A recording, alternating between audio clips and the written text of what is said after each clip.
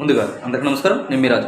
ఆంధ్రప్రదేశ్‌కి సంబంధించి అసెంబ్లీ సమావేశాలు అయితే స్టార్ట్ అవ్వడం జరిగింది. వాటికి సంబంధించి ఆహ్, టీడీపీ టీడీపీ కావచ్చు, లేకపోతే కూటమి నాయకులు ఎవరైతే ఉన్నారో అందరూ కూడా పసుపు కండువాలు ధరించి అసెంబ్లీలో అడుగుపెడితే, వీటికి ధీటుగా నిరసన తెలియజేస్తూ నల్ల కండువాలు ధరించి జగన్మోహన్ రెడ్డి తరపు నుంచి ఉన్న 11 మంది ఎమ్మెల్యేలు కూడా 11 మందిలో జగన్మోహన్ రెడ్డి ఒక ఎమ్మెల్యే.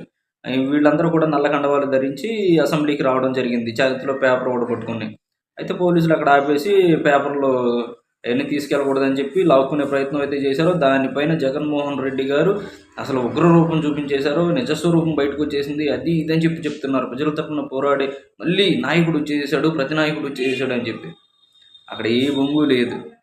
నాయకుడు అన్నప్పుడు అధికారంలో ఉన్న, ప్రతిపక్షంలో ఉన్న ఒకే విధంగా పోరాడే వ్యక్తిని నాయకుడు అంటారు.